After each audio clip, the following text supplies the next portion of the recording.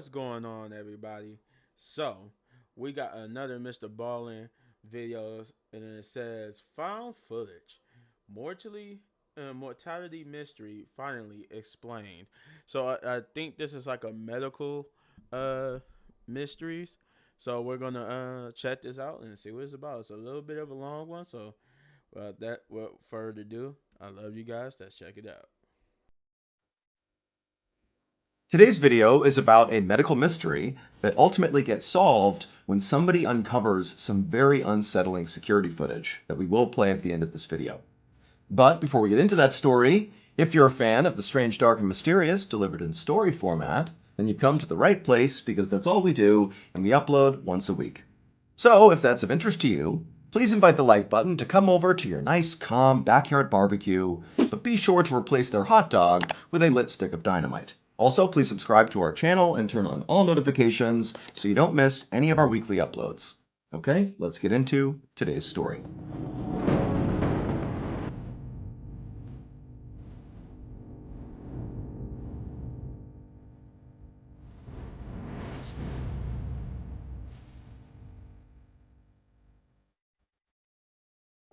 On May 27, 2022, an anesthesiologist named Dr. Chad Marsden stood inside of an operating room with a nurse, a surgeon, and their unconscious patient. Dr. Marsden worked at the Baylor Scott and White Surgicare Center in Dallas, Texas, and it was his job to make sure patients stayed asleep during surgery and then woke up safely afterward.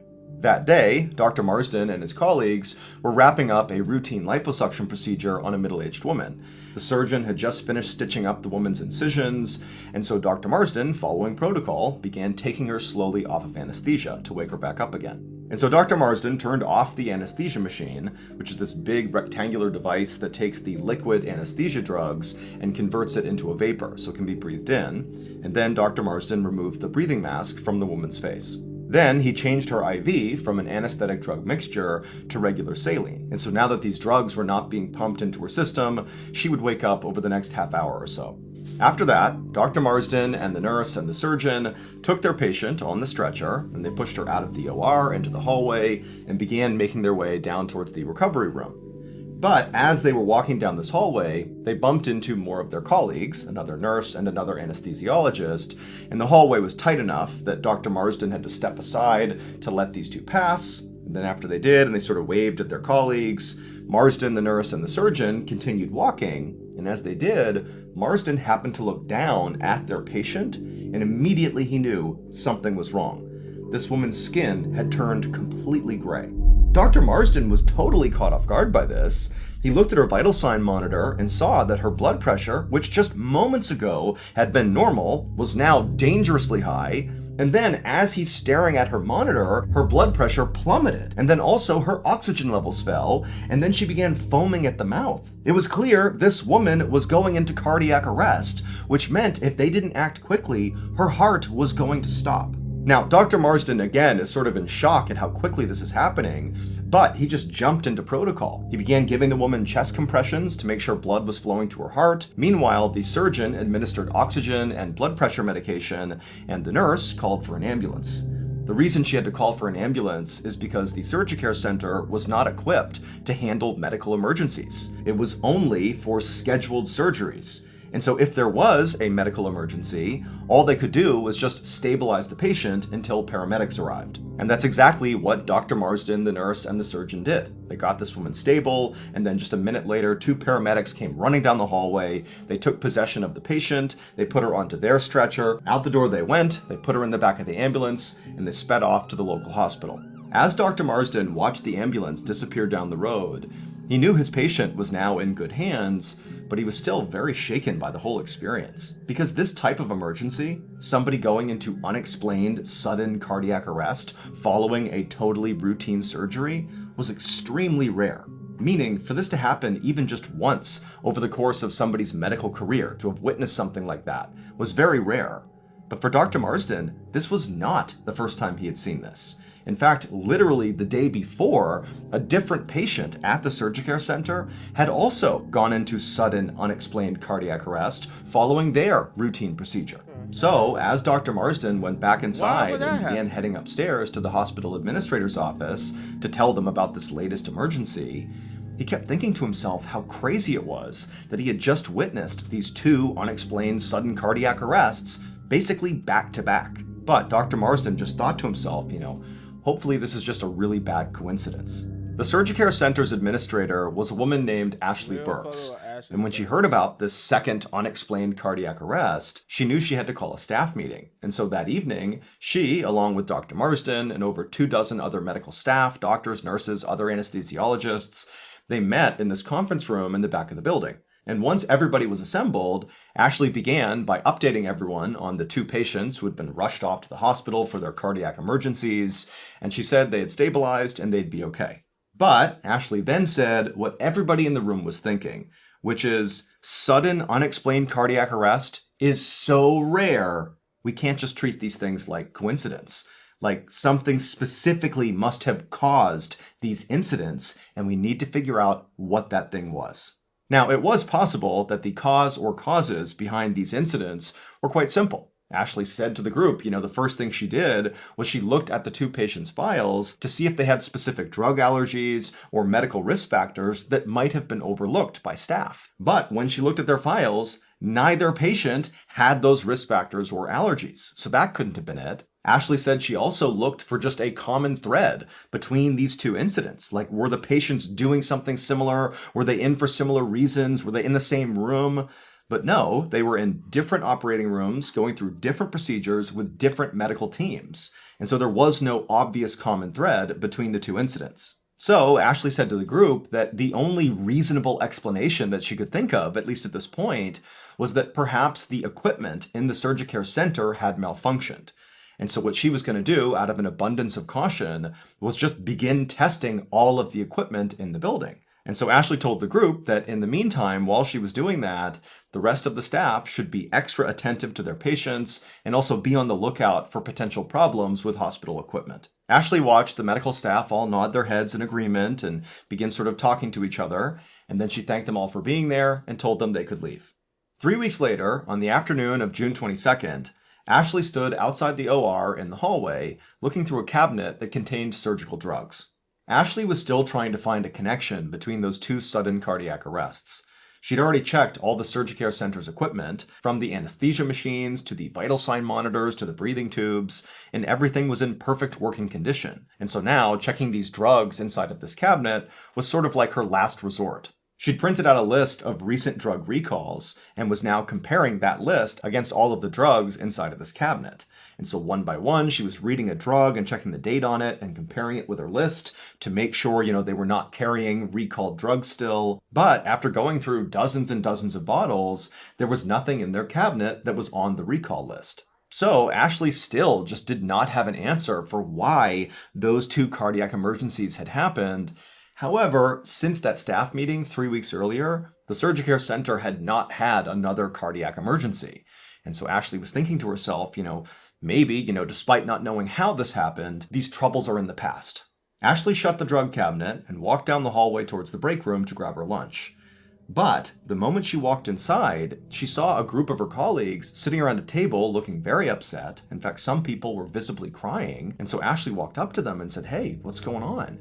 And a nurse told her that one of their colleagues, an anesthesiologist named Dr. Melanie Kaspar, was dead. Apparently, the night before, she had had a heart attack at her home, and her husband had found her and called 911, but unfortunately, by the time paramedics arrived, she was already deceased.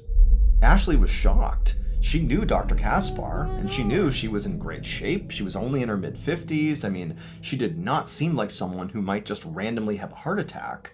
But then also Ashley began to think that she remembered hearing in the last few days that Dr. Kaspar had actually been feeling sick. And so she wondered if maybe whatever illness she was suffering from had something to do with her heart attack. Either way, as the Surgicare administrator, it was Ashley's job to plan staff events like memorial services. And so Ashley told the group, hey, I'll get to work putting together a small ceremony for Dr. Kaspar.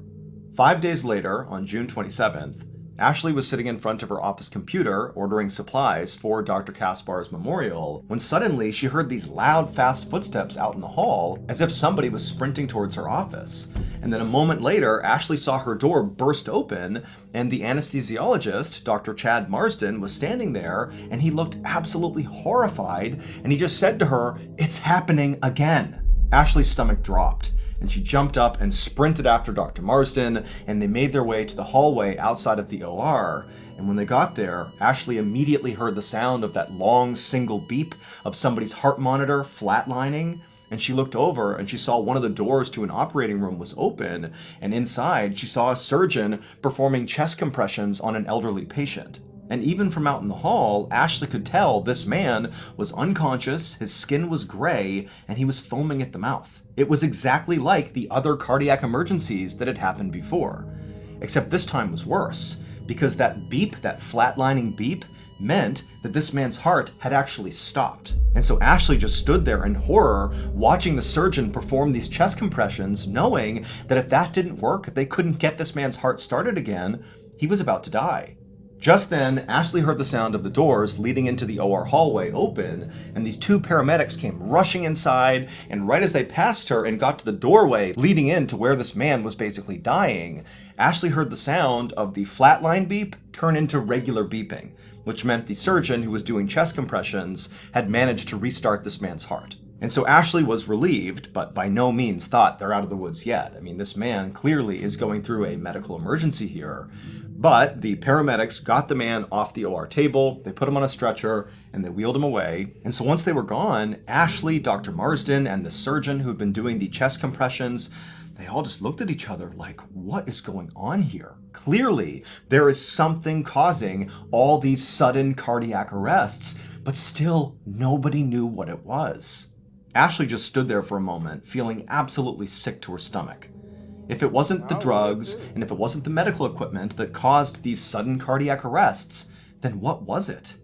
Well, Ashley was determined to find out. That's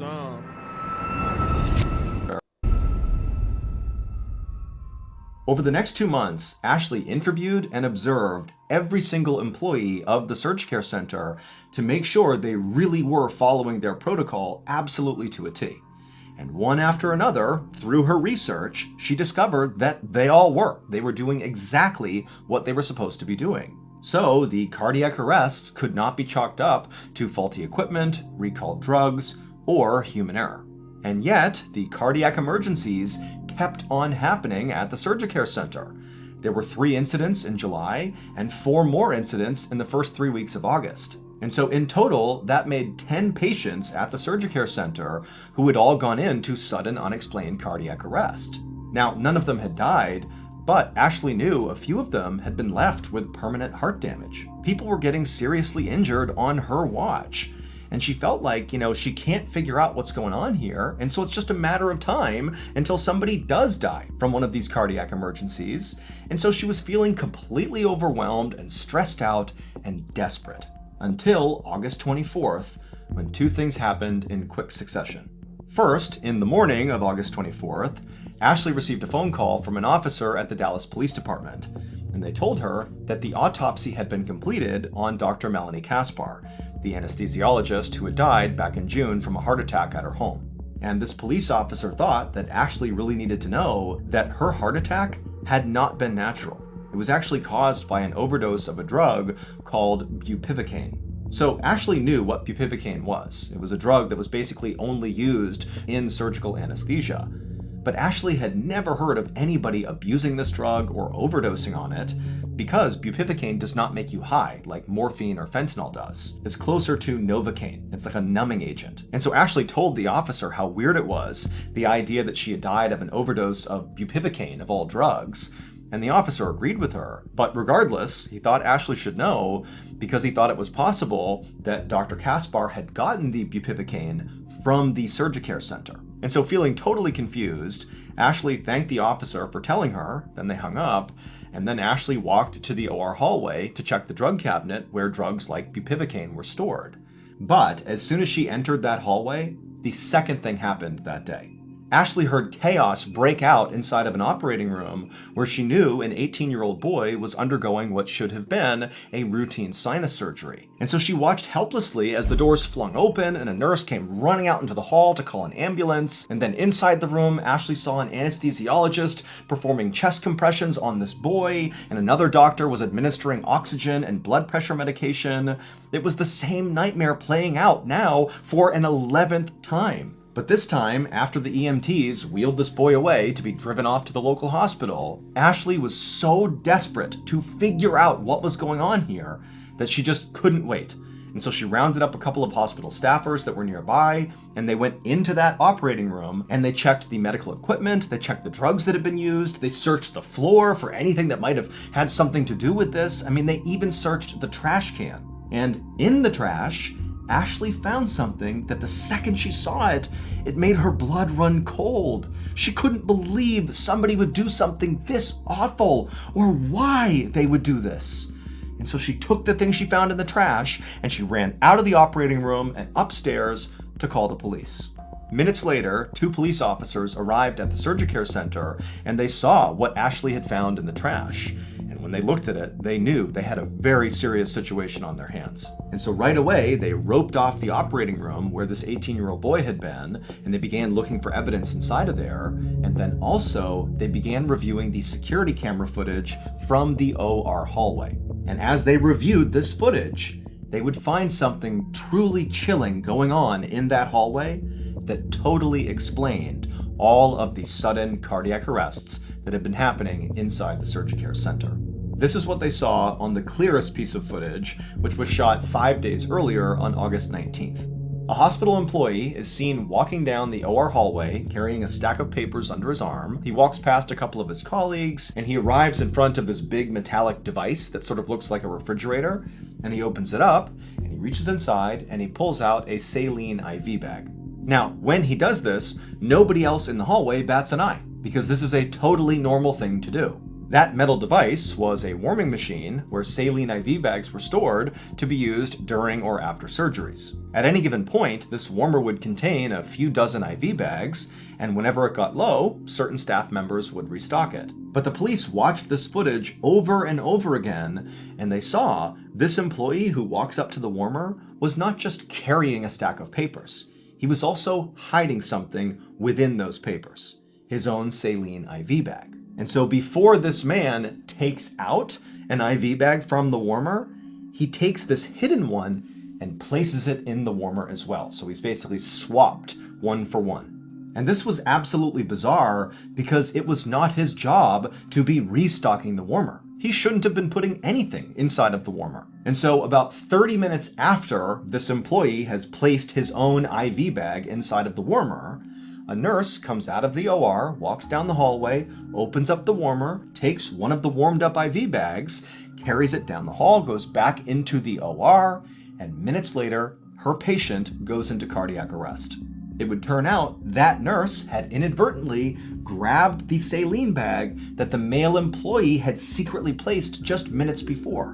And she didn't know that that saline bag is what caused the cardiac arrest. Nobody knew until days later when Ashley is so desperate to figure out why all these patients are going into cardiac arrest that she began searching through the trash, and she would find an empty IV bag and she would see very clearly there was a little puncture on it, just big enough for a needle.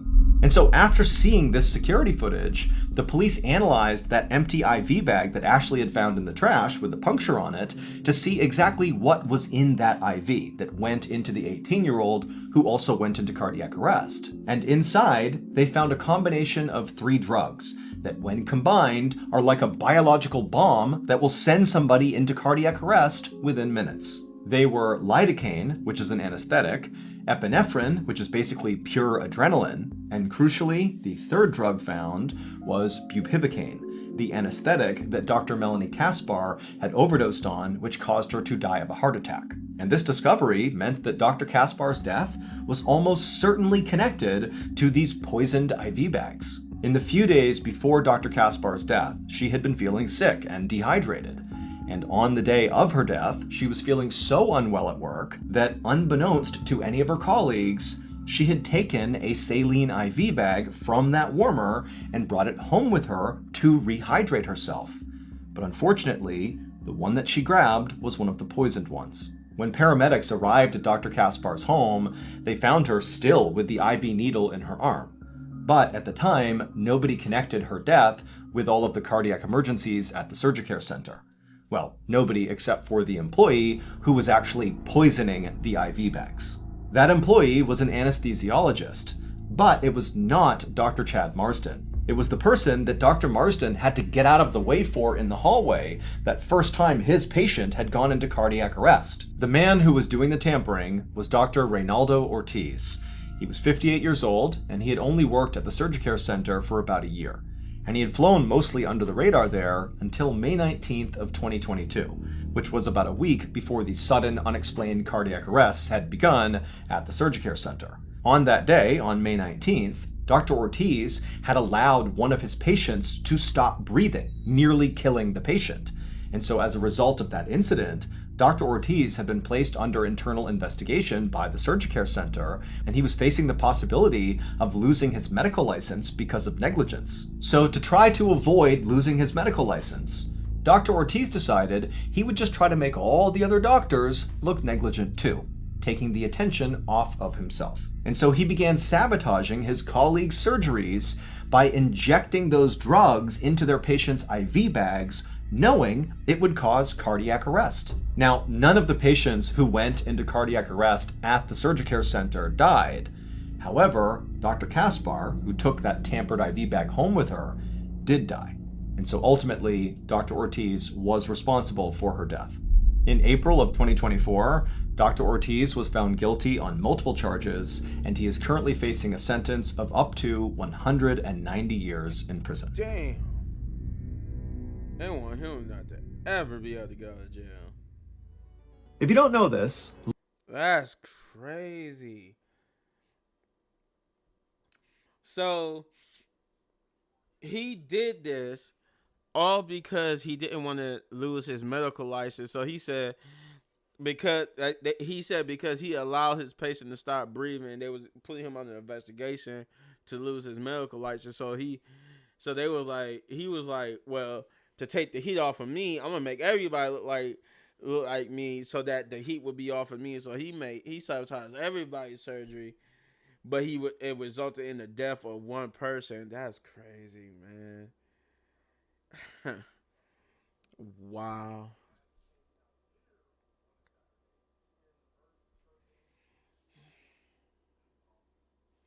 Yeah, that's crazy. I don't know. I have no words for that, but Jesus Christ. This was a good one. But you let me know in the comments down below what you thought. And if you enjoy my reaction to this, you know what to do. You hit this button right here for all of my season 3 reactions. And if you enjoyed the video so much you want to support the channel, all you gotta do is hit that like, subscribe, share, hit that notification button, do all those great things, because I'm trying to get to 10,000 subscribers. I need your guys' help to do so. And as always, he don't hit any one of these videos for more of my amazing content, but don't go anywhere because I got more. Peace.